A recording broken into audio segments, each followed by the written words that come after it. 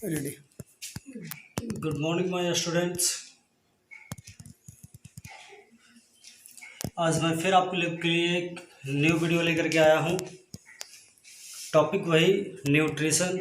इसके पहले हमने आप लोग को बताया था फोटोसिंथेसिस क्या है, फोटोसिंथेसिस किस तरीके से होते हैं, फोटोसिंथेसिस के दौरान प्लांट्स क्या क्या लेता है, ये सारी चीज़ें आपको बताए थे। अब उसी में आप लोग को एक बताया गया factors that affect the photosynthesis. तो हम आप लोग को फोटोसिंथेसिस कल बता चुके थे कहाँ होता है। आपको ये बता चुके थे कि फोटोसिंथेसिस जो होता है वो मेसोफिल टिश्यू में होता है और पैलिसेड सेल में होता है। फिर पैलिसेड सेल के क्लोरोप्लास्ट के अंदर होता है और क्लोरोप्लास्ट में क्या होता है, तो क्लोरोप्लास्ट के अंदर बहुत सारे ये कॉइन्स लाइक स्ट्रक्चर होते हैं जिसको हम थैलेकाइड्स बोलते हैं। और थाइलोकाइड्स जो होते हैं वो एक जॉइंट के फॉर्म में होता है और उसे हम ग्रेना बोलते हैं, जिसके अंदर फोटोसिंथेसिस की प्रोसेस होती है। वो क्लोरोफिल रखता है। आप लोग को बताया था टाइप्स ऑफ क्लोरोफिल के बारे में भी बताए थे। अब फोटोसिंथेसिस जनरली क्लियर हो गया। अब हम आपको बताने जा रहे हैं factors that affect the photosynthesis. तो वो कौन कौन से फैक्टर्स हैं जो फोटोसिंथेसिस को अफेक्ट करते हैं। तो अब यहाँ पे जाहिर सी बात है कि फोटो सनलाइट, अब ये हम जानते हैं कि बिना सनलाइट के प्लांट तो ये फोटोसिंथेसिस कर ही नहीं सकते हैं, जब फोटोसिंथेसिस होगा ही नहीं। लेकिन सनलाइट जो है, अब ये जान लीजिए कि फोटोसिंथेसिस का जो रेट होता है ना वो डिम लाइट में अधिक होता है। मतलब कि अगर बहुत ज़्यादा तेज़ धूप है तो उसमें फोटोसिंथेसिस का रेट घट जाता है, लेकिन अगर डिम लाइट है मतलब कि अगर बादल छाए हुए हैं तो उस समय जो होता है वो फोटोसिंथेसिस का रेट बढ़ जाता है। मतलब यहाँ पे साफ साफ लिखा हुआ है dim light increase the rate of photosynthesis. मतलब ये हुआ कि अगर लाइट मध्यम मध्यम है, हल्का है, तो वहाँ पे रेट ऑफ फोटोसिंथेसिस जो होता है वो बढ़ जाता है। जबकि मतलब पार्शियल लाइट में फोटोसिंथेसिस का रेट बढ़ जाता है देन सनी लाइट। अगर सनी लाइट पड़ रहा है तो वो फोटोसिंथेसिस का रेट घट जाता है। फिर दूसरा है वाटर। अब वाटर जो है अगर ज़्यादा हाई अमाउंट में रहेगा सॉइल में तो वो रेट को घटा देता है। मतलब कि वाटर जो चाहिए वो एक थोड़ा सा अमाउंट चाहिए। ऐसा नहीं है कि बहुत सारे अमाउंट में अगर हम वाटर को दे दिए तो वो फोटोसिंथेसिस का रेट बढ़ जाएगा, ऐसा नहीं है क्या। तो less water presence in soil. तो हम ये बताए थे आप लोग को वाटर जो होता है वो कौन सा, water absorbed by plant from soil is called, जिसे कहते क्या है, कैपिलरीज वाटर बोला जाता है। कैपिलरीज वाटर, तो कैपिलरी वाटर जो होता है, तो कैपिलरी वाटर जो होता है वो अगर कम है तो उसको एब्जॉर्ब करेगा। और वो जो है अगर less water presence in soil, soil में कम मात्रा में वाटर है तो वो फोटोसिंथेसिस के रेट को बढ़ा देगा। अगर वो अमाउंट हाइयर हो जाएगा तो वो फोटोसिंथेसिस के रेट को कम कर देता है। तो इसलिए तो यहाँ पे और एक बात और जान लीजिए कि अगर फोटोसिंथेसिस का जो पॉटेड प्लांट है, एक नोट में यहाँ पे थोड़ा सा हम लिखा देते हैं पॉटेड प्लांट के लिए, पॉटेड प्लांट के लिए तो ये द रेट ऑफ फोटोसिंथेसिस, ये क्वेश्चन पूछा हुआ है इसीलिए हम आप लोग को बता रहे हैं क्योंकि ये बहुत इंपॉर्टेंट क्वेश्चन है। The rate of photosynthesis is increased और absorption of water by roots or also increased by roots under the fan, under the fan। तो मतलब ये हुआ कि जो एब्जॉर्प्शन का जो रेट होता है ना मतलब अंडर दी फैन, फैन के अगर अंदर हम पॉटेड प्लांट जो लगाया हुआ है उसकी में हम फैन को ऑन कर दें तो वो क्या होता है कि वो इवेपोरेशन का रेट बढ़ जाता है और वाटर जो होता है वो कम मात्रा में बचता है, और जिसे वाटर जो है आसानी से एब्जॉर्ब कर लेता है, जिससे फोटोसिंथेसिस का रेट बढ़ जाता है। तो ये पॉटेड प्लांट के लिए केवल ये जो रूल है वो केवल पॉटेड प्लांट के लिए है, और वो जो बाहर लगाते हैं उसके लिए नहीं है। फिर कॉन्सेंट्रेशन ऑफ एयर, तो फिर दो हम देख लिए, सनलाइट और वाटर। कॉन्सेंट्रेशन ऑफ एयर, तो higher concentration of air by carbon dioxide, तो मतलब ये यहाँ हुआ कि अगर एयर में कार्बन डाइऑक्साइड की मात्रा जो है वो 0.03 से बढ़ जाए, ये क्या हो जाएगा, अगर इससे बढ़ जाए higher than 0.03, then decrease the rate of photosynthesis, ये फोटोसिंथेसिस के रेट को घटा देता है।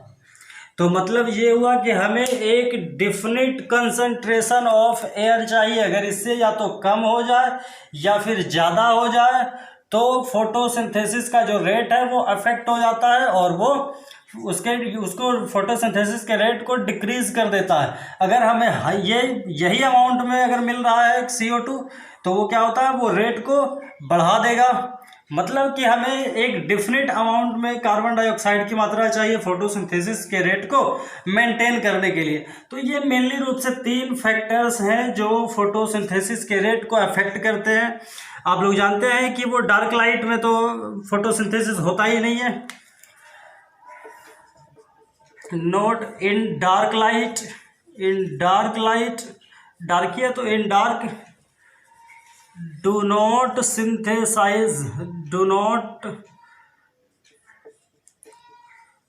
प्रोसेस्ड फोटोसिंथेसिस जो होता है वो प्रोसेस्ड नहीं होता है।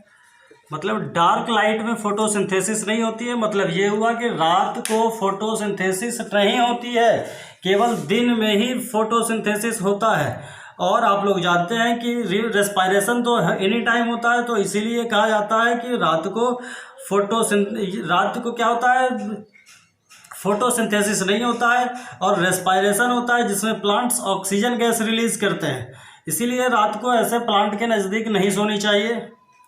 तो यहाँ पे ये रेट है जो फोटोसिंथेसिस के रेट को, ये जो फैक्टर्स हैं जो फोटोसिंथेसिस के रेट को अफेक्ट करते हैं। ठीक है, अब यहाँ पे हम लोग जान चुके हैं फोटोसिंथेसिस के बारे में अच्छी तरीके से। तो हम यहाँ तक अभी जो जान रहे थे वो फोटो ऑटोट्रॉफ्स के बारे में जाने। अब दूसरा हम बताए थे ऑटोट्रॉफ्स का एक और पार्ट है कीमो ऑटोट्रॉफ्स।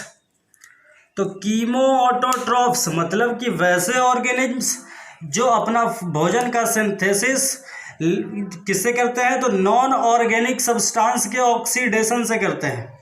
तो ऑक्सीडेशन ऑफ, यहाँ पे लिखा हुआ है the mode of autotrophic nutrition by which living organisms obtain their food from oxidation of non organic substance is called chemo autotrophic nutrition.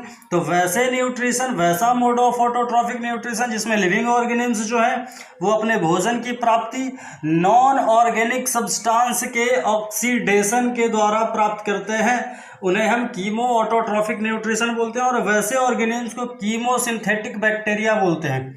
ऐसे कीमोसिंथेटिक ऑर्गेनिज्म्स बोलते हैं, लेकिन इनमें केवल बैक्टीरिया ही आते हैं और उसमें बहुत सारे टाइप्स के बैक्टीरिया होते हैं। तो there are various kinds of chemoautotrophs. तो बहुत सारे kinds of chemoautotrophic bacteria होते हैं, जैसे आपको सल्फर बैक्टीरिया मिलेगा, मेथेनोजिन बैक्टीरिया मिलेगा, नाइट्रोजन बैक्टीरिया मिलेगा और आयरन बैक्टीरिया मिलेगा। तो इसमें आपको कौन कौन मिलेगा, तो सल्फर बैक्टीरिया मिलेगा, मिथेनोजिन बैक्टीरिया मिलेगा, नाइट्रोजन बैक्टीरिया, आयरन बैक्टीरिया। तो ये मेनली रूप से 4 जो बैक्टीरियाज हैं वो कीमोसिंथेटिक के लिए सबसे बेस्ट है, एग्जाम्पल है। अब उसी में आपको हम बताते हैं सल्फर बैक्टीरिया का एग्जाम्पल क्या क्या है। तो क्रोमैटिसी, तो क्या है, क्रोमैटिसी, क्लोरोबायसी, तो क्लोरोबायसी ये जो है वो सल्फर बैक्टीरिया है। अब आपको ये भी हम बता दें कि सल्फर बैक्टीरिया जो है ये जितने भी सल्फर बैक्टीरिया है वो भोजन बनाने के लिए, जैसे हम लोग ऑर्गेनिम्स क्या करते हैं, प्लांट जो है वो यूजेज H2O का यूज करते हैं, लेकिन यहाँ पे सल्फर बैक्टीरिया जो है, सल्फर बैक्टीरिया जो है वो H2S का यूज करते हैं। और यहीं से फोटोसिंथेसिस में ये बताया गया था, ये जो ऑक्सीजन रिलीज हो रहा है ना, O2 जो रिलीज होता है वो H2O से होता है, फ्रॉम H2O से, H2O से रिलीज होता है। तो इसीलिए अब यहीं से ये कॉन्सेप्ट लिया गया कि O2 जो है, चूंकि सल्फर बैक्टीरिया क्या रिलीज करता है, वो क्या करता है, CO2 प्लस H2S को बना लेता है, और यहाँ से क्या बनाता है आपको, ये जो है वो बनाएगा C6H12O6 carbohydrate plus H2O plus sulphur, ये सल्फर गैस रिलीज करता है, तो H2 रिलीज करता है, ठीक है ना। तो ये H2 गैस रिलीज करता है। तो यहीं से ये कॉन्सेप्ट लिया गया था कि ये जो हम लोगों में जो ऑक्सीजन रिलीज होता है, तो यहाँ पे H2 रिलीज होता है। तो सल्फर बैक्टीरिया ही ये कॉन्सेप्ट दिया कि H2O जो है, जिस तरीके से हम लोग ये प्लांट्स जो है वो H2O का यूज करके ऑक्सीजन गैस रिलीज करता है, उसी प्रकार तो जिस तरीके से ये जो है H2S का यूज करके सल्फर गैस रिलीज कर रहा है, उसी प्रकार जो है वो ग्रीन प्लांट्स H2O का यूज करके ऑक्सीजन गैस रिलीज करते हैं। अब मिथेनोजिन बैक्टीरिया, तो मिथेनोजिन बैक्टीरिया जो है ना, ये इसका एग्जांपल आप लोग तो देख ही रहे हैं, मिथेनोसरसीना, मिथेनोबैक्टीरियम। तो मिथेनोसरसीना और मिथेनोबैक्टीरियम ये दो ऐसे बैक्टीरियाज हैं जो मीथेन गैस का CH4 रिलीज करता है, जिसके हम बायोगैस बोलते हैं, और इसका बायोगैस प्लांट के प्रोडक्शन में यूज किया जाता है। तो मिथेनोजिन के बैक्टीरिया जो हैं वो बायोगैस रिलीज करते हैं, जिसको हम बोलते हैं मीथेन गैस। तो ये मीथेन गैस रिलीज करता है, इसीलिए इसका नाम मिथेनोजिन बैक्टीरिया रखा गया है, मीथेन गैस रिलीज करता है। फिर आ जाएगा आपको नाइट्रोजन बैक्टीरिया, ये नाइट्रोजन का यूज करते हैं जी, और नाइट्रोजन डाइऑक्साइड रिलीज करेगा। तो इसका यूज नाइट्रोजन फिक्सेशन में किया जाता है, नाइट्रोजन फिक्सेशन के बारे में आप लोग जानते हैं। इसमें क्या करता है, वो नाइट्रोजन को नाइट्रेट्स में कन्वर्ट करता है, जिसका यूज लेग्यूम्स प्लांट जो है वो प्रोटीन सिंथेसाइजेशन में करते हैं। तो नाइट्रोजन फिक्सेशन में किया जाता है, और इसमें आपको हम बता ही चुके हैं, नाइट्रोसोमोनास, नाइट्रोसोकोकस, ये दो एग्जाम्पल हैं जो कीमोसिंथेटिक बैक्टीरिया के एग्जाम्पल हैं। फिर आपका आ जाएगा आयरन बैक्टीरिया। तो आयरन बैक्टीरिया जो है वो फेरस को फेरिक में कन्वर्ट कर देता है, फेरस टू फेरिक में कन्वर्ट कर देता है, मतलब Fe2+ को Fe+3 में कर दिया, मतलब ये एक इलेक्ट्रॉन को क्या कर दिया, रिमूव कर दिया, रिमूव 1 इलेक्ट्रॉन। तो अब क्या हो गया, तो रिमूव, अब अगर हम जानते हैं रिमूवल ऑफ इलेक्ट्रॉन क्या कहलाता है, रिमूवल ऑफ इलेक्ट्रॉन कहलाता है ऑक्सीडेशन, क्या कहलाता है, ऑक्सीडेशन। तो फेरस को फेरिक में कन्वर्ट कर देता है, ये फेरस को फेरिक में कन्वर्ट किया और बनाया क्या, फेरस टू फेरिक में कन्वर्ट किया, तो मतलब कि फेरस का ऑक्सीडेशन करके फेरिक में कन्वर्ट कर दिया। अब हम आप लोग को बताते हैं कि ये जो पाया जाता है वो वोल्केनिक एरियाज में पाया जाता है, वोल्केनिक एरियाज में पाए जाते हैं। तो यहाँ तक आपको कीमोसिंथेटिक बैक्टीरिया यहाँ पे कंप्लीट होता है। तो हम आपको ऑटोट्रॉफिक न्यूट्रिशन फुल्ली तरीके से कंप्लीट हो गया है। अब हम आपको थोड़ा सा हेट्रोट्रॉफिक न्यूट्रिशन के बारे में बताते हैं। हेट्रोट्रॉफिक न्यूट्रिशन थोड़ा सा ही बताएंगे, ज़्यादा नहीं।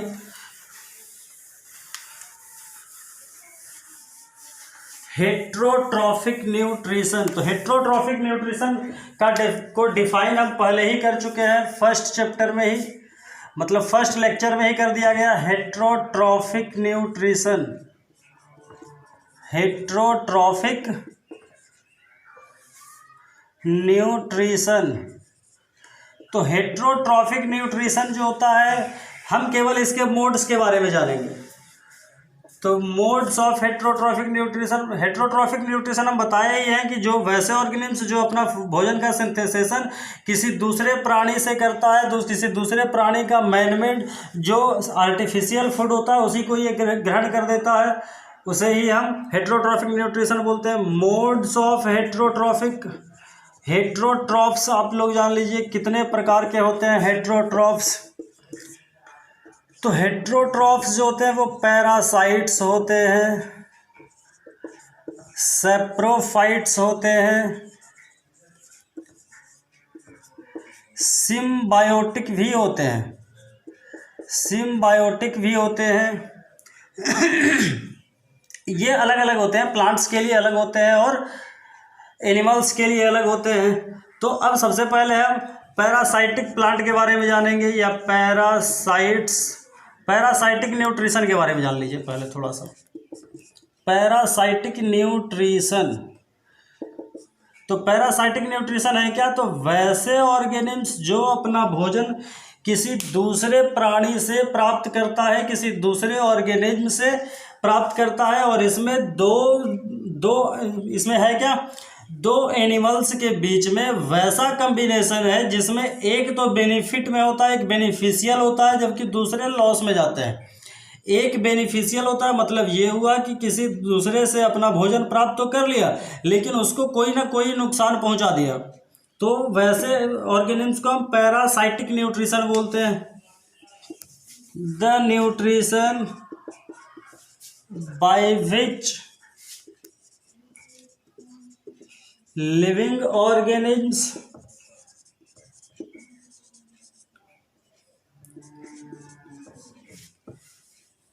get their food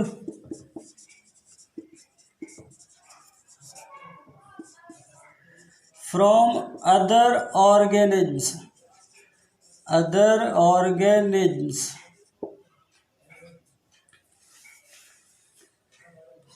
or the relation between, हम इसको ऐसे भी कह सकते हैं, the relation between two organisms in which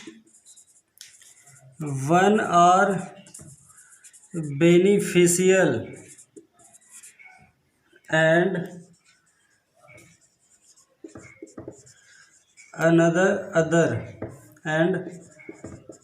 another are in loss। तो यहाँ पे हम कह सकते हैं कि वैसे दो ऑर्गेनिज्म के वैसा रिलेशनशिप जिसमें एक बेनिफिशियल है तो दूसरा क्या है, लॉस में है। तो वैसे हम वैसे न्यूट्रिशन को पैरासाइटिक न्यूट्रिशन बोलते हैं। तो ये तो दोनों में होता है ना। तो सबसे फर्स्ट में हम लिखेंगे पैरासाइटिक प्लांट के बारे में जान लेंगे, पैरासाइटिक प्लांट के बारे में जान लेंगे। तो the plant that get their food और inorganic materials for photosynthesis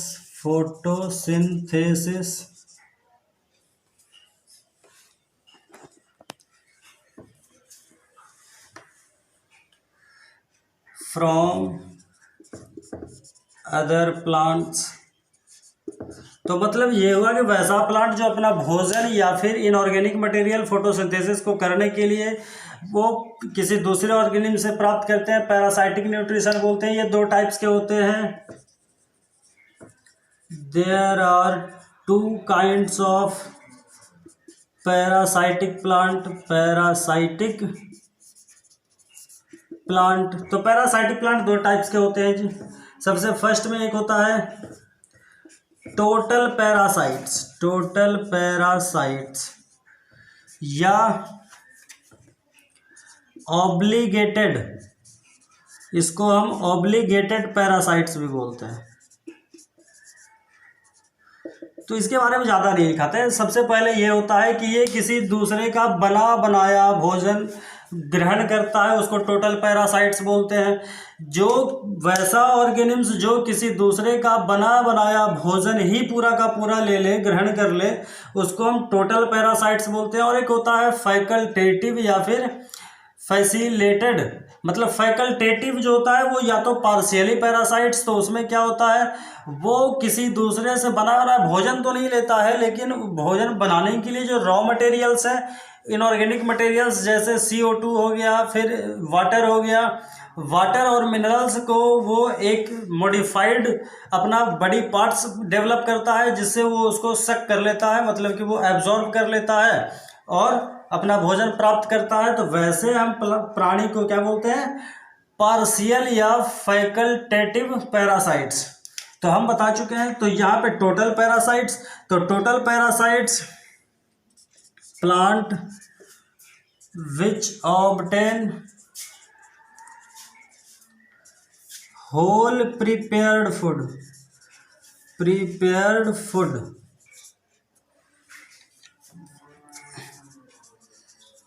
through a modified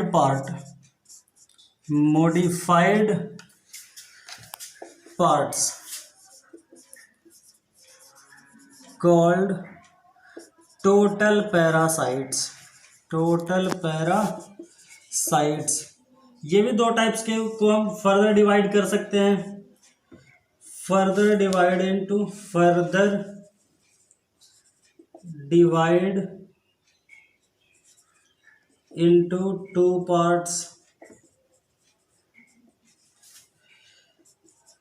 total stem parasites। जो रूटलेस होता है, इसमें रूट नहीं होता। ये होता है क्या, किसी दूसरे प्लांट पे अपना वो लत के फॉर्म में वो चारों ओर से घेर लेता है और एक अपना ये क्या करता है, एक मॉडिफाइड ऑर्गन डेवलप करता है, जिससे उसका बनाया बनाया भोजन क्या करता है, वो फ्लोएम टिश्यू में क्या करता है, वो से कनेक्ट हो जाता है और उस जो भी भोजन बनाया जाता है वो फ्लोएम टिश्यू से ही वो एब्जॉर्ब कर लेता है। तो वैसे हम टोटल स्टेम पैरासाइट्स, तो टोटल स्टेम पैरासाइट्स की बात करें तो टोटल स्टेम पैरासाइट्स जो है उसका नाम है कसकटा। उसको हम कसकटा बोलते हैं। क्या बोलते हैं, कसकटा बोला जाता है। तो इसमें रूटलेस प्लांट है। और एक होता है टोटल रूट पैरासाइट्स, मतलब इसमें रूट तो होते हैं और ये रूट को ही मॉडिफाइड रूट डेवलप्स, ये मॉडिफाइड रूट डेवलप्स करता है। तो इसमें आप लोग जानते हैं लोरांथस का नाम सुने हैं आप लोग, लोरांथस एंड ओरोबैंकी रेफ्लेसिया जो संसार का सबसे बड़ा फ्लावर है, largest flower in the world. ये भी क्या है, और बहुत गंदा स्मेल देता है ये जी।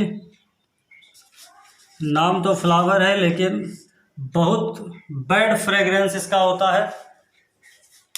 तो टोटल रूट पैरासाइट्स कौन कौन है, तो लोरांथस एंड ओरोबैंकी रेफ्लेसिया के बारे में आप लोग जानते हैं।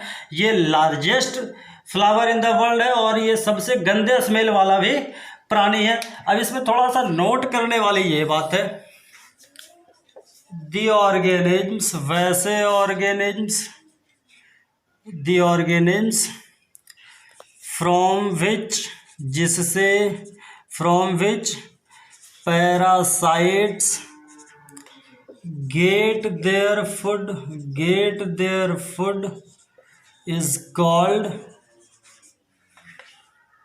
उसको हम होस्ट बोलते हैं, is called host. And the modified part of plant which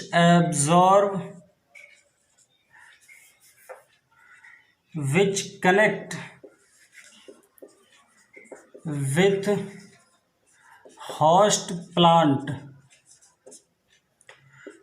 to absorb water, minerals or food is called haustoria. Haustoria मतलब ये हुआ कि प्लांट का वह मतलब कि पैरासाइट जिससे अपना भोजन प्राप्त किया वो हॉस्ट कहलाया, और जिसमें अब वह प्लांट जो वह पैरासाइटिक प्लांट जो क्या किया, हॉस्ट में एक मॉडिफाइड ऑर्गन्स को डेवलप किया, एक मॉडिफाइड पार्ट को डेवलप किया, और उसके फ्लोएम टिश्यू या जाइलम टिश्यू में क्या हो गया, कनेक्ट हो गया, और कनेक्ट करने के बाद क्या किया, उससे अपना भोजन पानी या फिर मिनरल्स को एब्जॉर्ब कर लिया फोटोसिंथेसिस के लिए। तो वह जो है वो पार्ट्स हॉस्टोरिया कहलाता है। क्या कहलाता है? हॉस्टोरिया कहलाता है। तो ये सभी क्वेश्चन पूछा गया, इसीलिए इसमें कोई कंफ्यूजन नहीं होनी चाहिए, पूरा का पूरा एकदम क्लियर विजिबल होना चाहिए। जब तक विजुअलिटी साफ नहीं होगा आप लोगों को समझ में नहीं आएगा। इसीलिए आप लोग वीडियो को एक बार अच्छे तरीके से देख लीजिए, जिसमें आप लोगों को फिर बुक देखने की आवश्यकता नहीं पड़ेगी। एक बार अगर वीडियो को देख लीजिएगा उसके बाद फिर बुक देखने की आवश्यकता ही नहीं पड़ेगी। एक भी क्वेश्चन ऐसा नहीं है जो सॉल्व नहीं होने वाला है। फिर हम आपको बताते हैं कि टोटल पैरासाइटिक प्लांट हो गया या ऑब्लिगेटेड पैरासाइटिक प्लांट। अब यहाँ पे क्या हम बताए थे, फैकल्टेटिव या पार्शियल पैरासाइटिक प्लांट तो जो केवल वाटर एंड मिनरल्स को एब्जॉर्ब करता है, इसको भी फर्दर दो क्लास में क्लासिफाइड किया जा सकता है। एक हम बताएं पार्शियली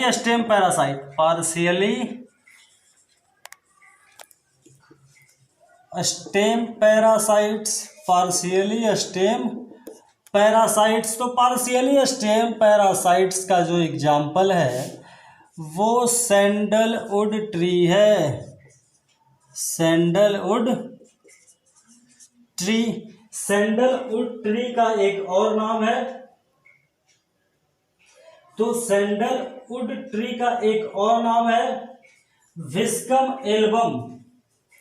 तो सैंडलवुड ट्री और एक और है विस्कम एल्बम, एक और क्या है, विस्कम एल्बम, जिसका एक दूसरा नाम है मिसलियो। क्या नाम है? मिसलियो।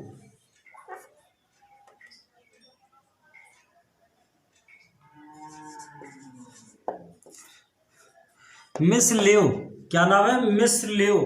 तो अब ये दोनों जो है वो पार्शियली स्टेम पैरासाइट्स हैं, मतलब कि ये जो है वो स्टेम के द्वारा फूड को एब्जॉर्ब कर लेता है, फूड नहीं, ये जो है वाटर एंड मिनरल्स को स्टेम के द्वारा एब्जॉर्ब कर लेता है, इसीलिए पार्शियली स्टेम पैरासाइट्स बोलते हैं। और एक और होता है पार्शियली रूट पैरासाइट्स,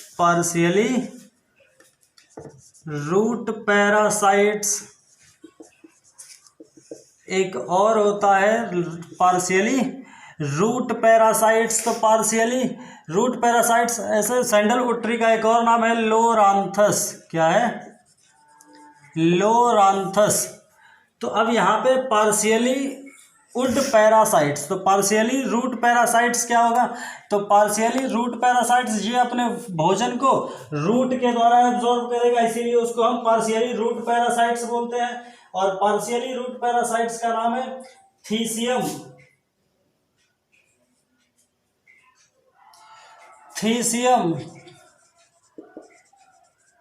तो पार्शियली रूट पैरासाइट्स का नाम है थीसियम। तो ये जो एग्जाम्पल याद रखिए, बेहतर तरीके से समझ में आएगा। तो एग्जाम्पल में सबसे पहले हम बताएं क्या, सबसे पहले total stem parasites, total stem parasites. तो टोटल स्टेम पैरासाइट्स के बारे में आप लोग को हम बताएं क्या, तो हम बताएं ये जो है वो सबसे पहले कसकटा था, कसकटा था। और फिर टोटल स्टेम रूट पैरासाइट्स के बारे में आप लोग को बताएं। तो टोटल रूट पैरासाइट्स क्या है, तो टोटल रूट पैरासाइट्स जो है वो हम बताएं आप लोग को ओरोबैंकी, ओरोबैंकी, और आपको बताएं रेफलेसिया, रेफलेसिया। तो ओरोबैंकी एंड रेफलेसिया।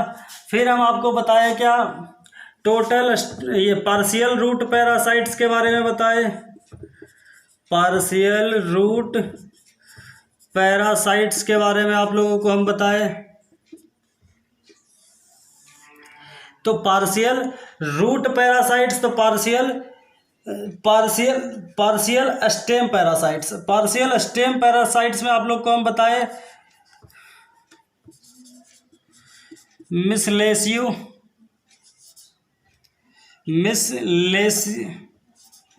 मिसलेसियो। तो मिसलेसियो आपको बताया गया है पार्शियल रूट पैरासाइट्स के, पार्शियल स्टेम पैरासाइट्स के बारे में मिसलेसियो। और सैंडलवुड ट्री या लोरांथस। फिर आप यहाँ पे देख ही रहे हैं थीसियम जो पार्शियल रूट पैरासाइट्स है। तो आप लोग का ये जो है वो पैरासाइटिक जो है, पैरासाइटिक न्यूट्रिशन कंप्लीट होता है। फिर अब आप लोग आ जाइए थोड़ा सा सेप्रोफाइटिक न्यूट्रिशन में,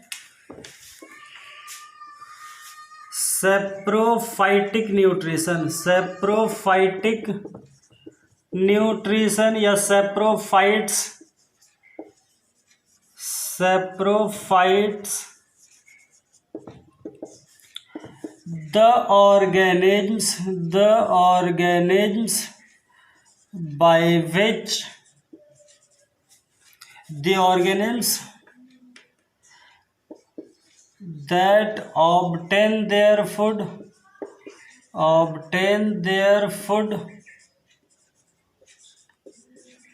from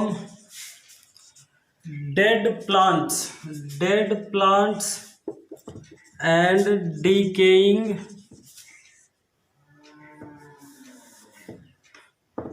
dead animals body and decaying plants in soluble form is known as saprophytes, saprophytes. तो मतलब ये हुआ the organisms that obtain their food, वैसे ऑर्गेनिम्स जो अपना भोजन जो है वो किससे प्राप्त करते हैं, तो डेड एनिमल्स बॉडी या डिकेइंग प्लांट से प्राप्त करते हैं, वो भी सॉल्युबल फॉर्म में, उसे हम सेप्रोफाइट्स बोलते हैं। एज फॉर एग्जाम्पल में आप लोग आ जाइए, मॉड्स है, ईस्ट है, ये सभी समफंजई है,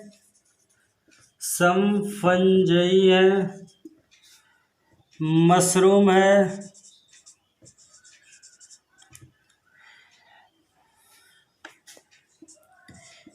पेनिसिलम है,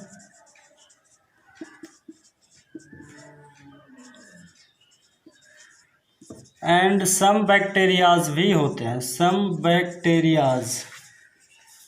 तो कुछ बैक्टीरियाज भी होते हैं, moulds, yeast, mushroom, penicillium and some bacterias, ये सभी जो होते हैं वो सेप्रोफाइटिक प्लांट होते हैं। जैसे आप लोग मशरूम के बारे में तो जानते ही है, जिसको हम गोबर छत्ता बोलते हैं। ईस्ट का यूज जो होता है डबल ब्रेड बनाने में होता है, ईस्ट और मॉड्स का use.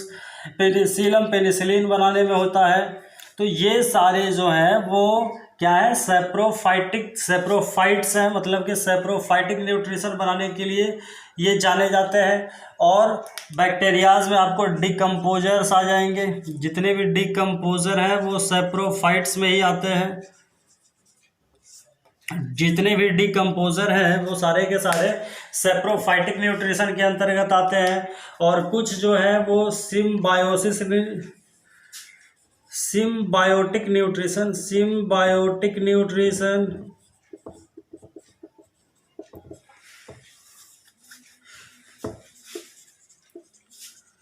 the mode of nutrition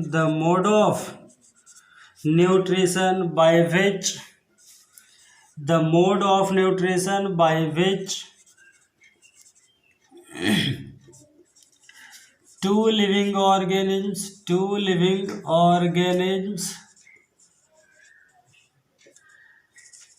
live together in a symbiosis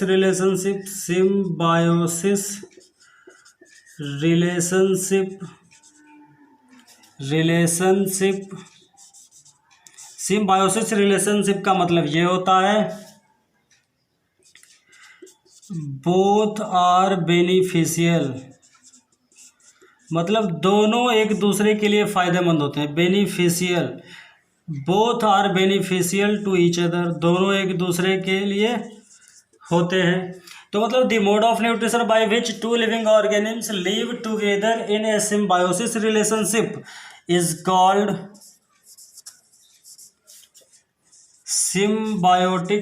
symbiotic nutrition.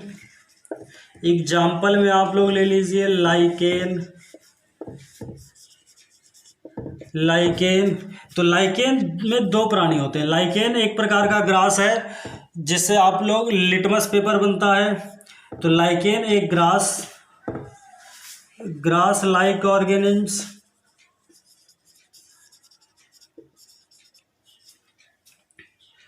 by which litmus paper is formed।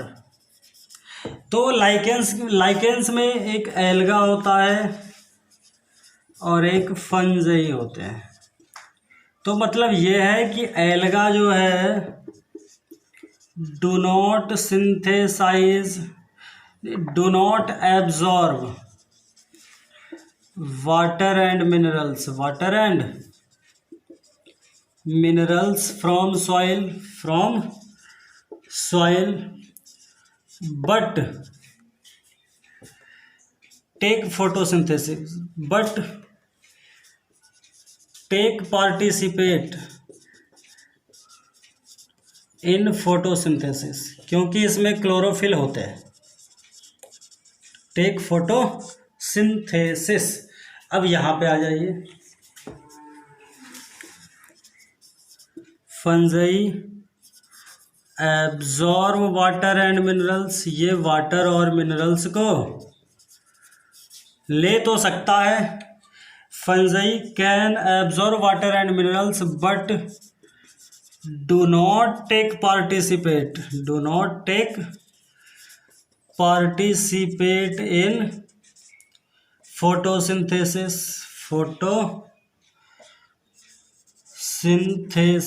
मतलब ये है साफ। आप लोग को देखने से लग रहा है क्या फंजाई और एल्गा दोनों साथ में रहते हैं, किसी भी प्लांट के रूट में ये पाए जाते हैं। तो यहाँ पे लाइकेंस जो होता है वो एक प्रकार का घास है जिसमें फंजाई और एल्गा साथ में रहते हैं। एल्गा में क्लोरोफिल होता है, फंजाई में क्लोरोफिल नहीं होता है।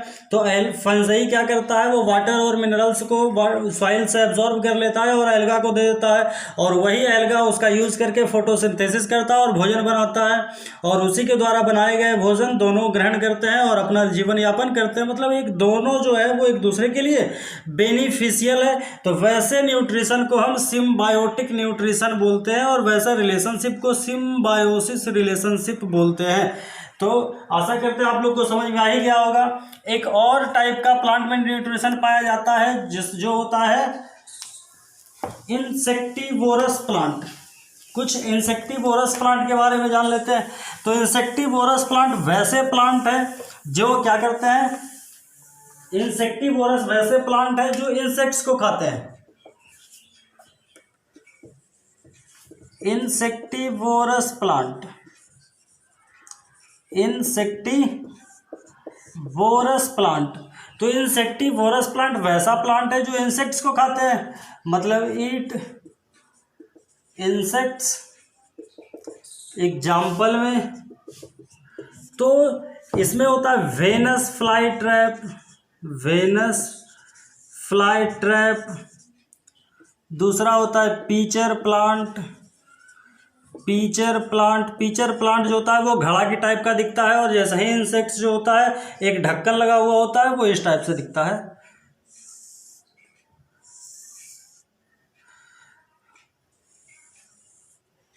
इसमें ऐसे ऐसे कांटा कांटा लगा हुआ होता है। अब क्या हुआ, ये पीचर प्लांट इस तरीके का होता है। अब इसमें क्या होता है, कोई इंसेक्ट जैसे ही अंदर इंटर करता है ये ढक्कन बंद कर लेता है, और यहीं पे इसमें कुछ डाइजेस्टिव एंजाइम पाए जाते हैं जिससे उसको डाइजेस्ट करके अपना जीवन यापन करता है। तो Venus fly trap, pitcher plant and sundews, sundews ये इसके फेमस एग्जाम्पल्स हैं। इंसेक्टिवोरस प्लांट को केवल एग्जाम्पल ही पूछा जाता है, और एग्जाम्पल अच्छे तरीके से याद रख लीजिए। तो ये सारे जो है वो प्लांट के क्या है, न्यूट्रिशन के पार्ट्स हैं। अब कुछ एनिमल्स में भी आ जाइए, पैरासाइटिक एनिमल्स के बारे में। बात तो सेम ही है, पैरासाइटिक एनिमल्स। तो वैसे एनिमल्स जो दूसरे से अपना भोजन प्राप्त करें उसे हम पैरासाइटिक एनिमल्स बोलेंगे। तो पैरासाइटिक एनिमल्स तो सारे के सारे हैं। तो पैरासाइटिक एनिमल्स भी होता है, वो क्या होता है, सॉल्युबल फॉर्म में ही अपना भोजन को गेन करता है। ये दो टाइप्स के होते हैं, एक होता है इंडोपैरासाइट्स, इंडोपैरासाइट्स, पैरासाइट्स, और दूसरे होते हैं इक्टोपैरासाइट्स, इक्टोपैरासाइट्स। तो इंडोपैरासाइट्स लिव इनसाइड द ह्यूमन और एनिमल्स बॉडी, एनिमल्स बॉडी, जिसको हम होस्ट भी बोल सकते हैं, एनिमल्स बॉडी। एंड सर्वाइव करते हैं। लेकिन जैसा कि आप लोग जानते हैं कि कुछ पैरासाइट्स जो होते हैं वो हमारे लिए खतरनाक होते हैं, जबकि कुछ बढ़िया भी होता है। जैसे अब आपको देखने के लिए मिलेगा क्या, तो हमारे वॉर्म्स होते हैं। तो वॉर्म्स में आपको फ्लैट वॉर्म्स देखने के लिए मिलेगा, राउंड वॉर्म्स देखने के लिए मिलेगा, राउंड वॉर्म्स इंटेस्टाइन में ही पाया जाता है, गट्स में पाया जाता है आपको क्या, तो एक ई कोलाई बैक्टीरिया होता है, ई कोलाई बैक्टीरिया होता है, ये हमें गट्स में देखने के लिए मिलता है, ह्यूमन गट्स वही। तो ये जो होता है वो हमारा फैमिलियर है, मतलब कि दोस्त है, फ्रेंड्स बैक्टीरिया इसको हम बोल सकते हैं, क्योंकि ये भोजन को पचाने में मदद करता है। लेकिन ये जो वॉर्म्स है ये फो है, ये दुश्मन है, और ये पैथोजेंस होता है, ये बहुत सारे रोगों का वाहक भी है। ई कोलाई, फिर एक होता है कुछ नाइट्रोजनस बैक्टीरिया,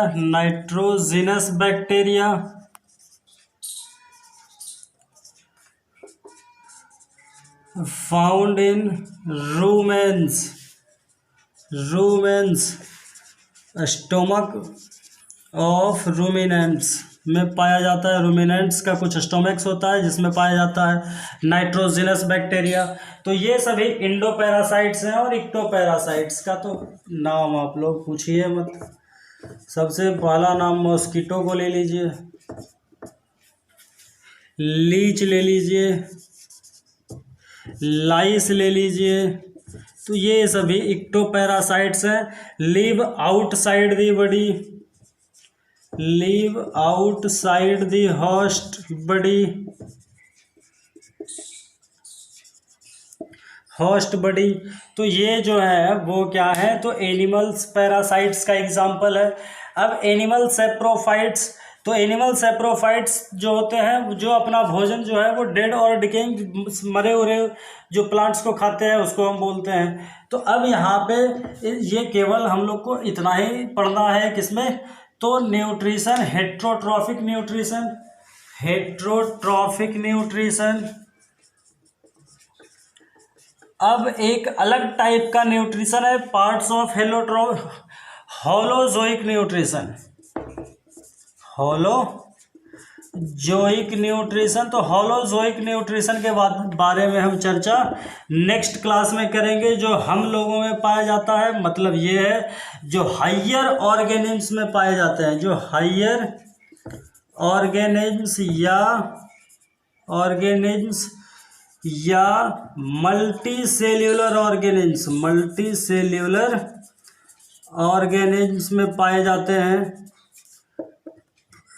तो वैसा ऑर्गेनिम्स जो अपना भोजन को सॉलिड फॉर्म में गेन करता है उसको हम होलोजोइक न्यूट्रिशन बोलते हैं।